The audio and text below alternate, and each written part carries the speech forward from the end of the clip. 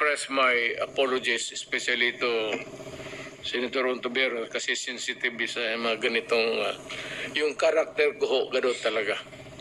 Baski saan mo ako ilagay, gano'n ka, even in front of anybody.